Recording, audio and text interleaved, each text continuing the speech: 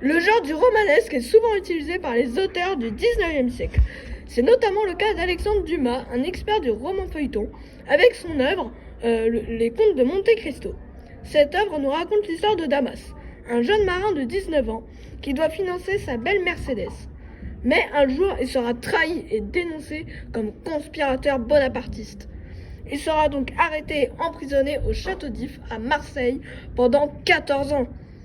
Il devient ami pendant ses 14 ans avec l'abbé Faria, qui creuse pendant 7 ans un tunnel pour tenter de s'évader du château d'If et rejoindre la mer. Malheureusement, l'abbé va mourir et le corps de l'abbé sera mis dans un sac.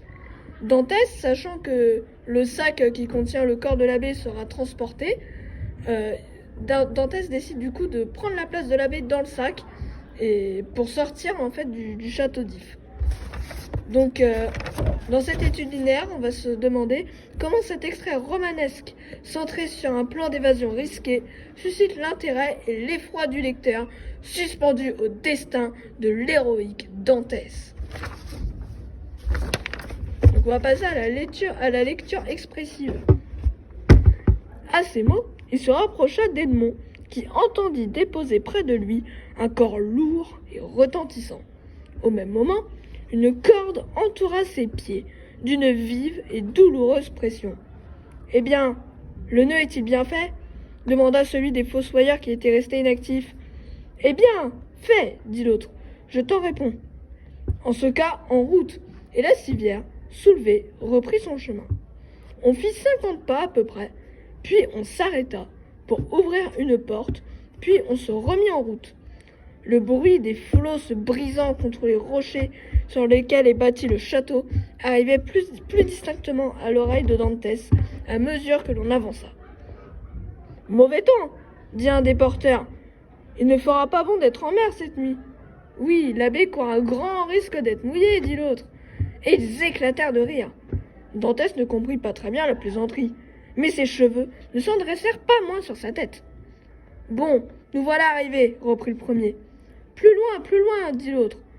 Tu sais bien que le dernier est resté en route, brisé sur les rochers, et que le gouverneur nous a dit le lendemain que nous étions des feignants. On fit encore 4 ou 5 pas en montant toujours, puis Dantès sentit qu'on le prenait par la tête et par les pieds, et qu'on le balançait. Une, dirent les fossoyeurs.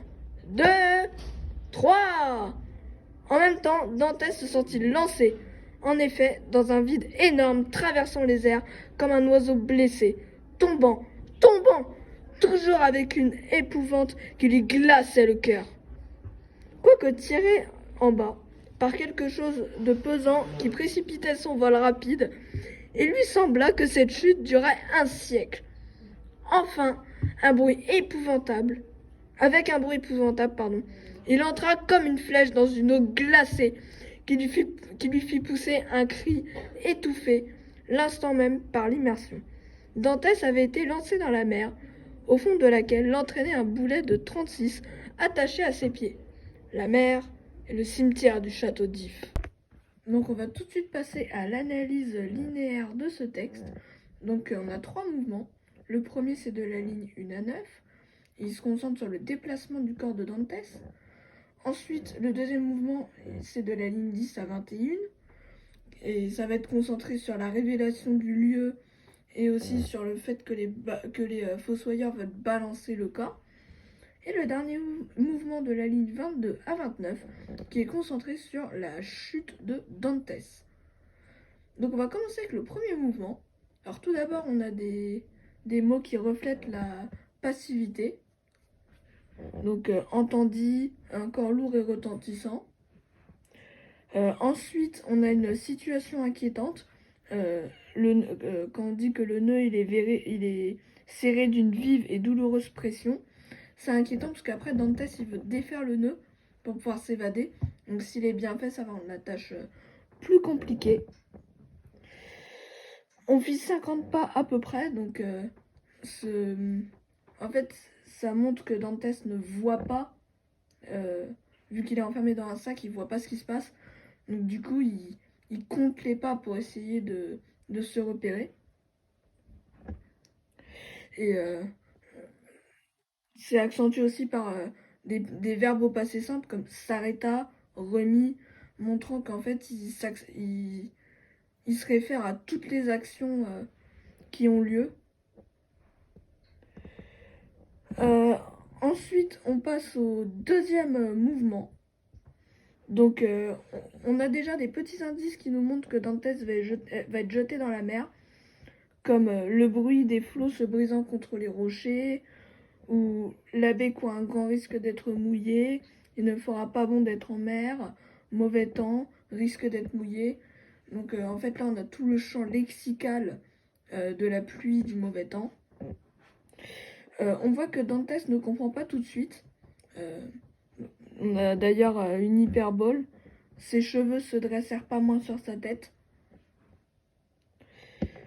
Ensuite, on a encore une fois des verbes, des termes qui reflètent la passivité du héros, comme senti, prenait, on le balançait.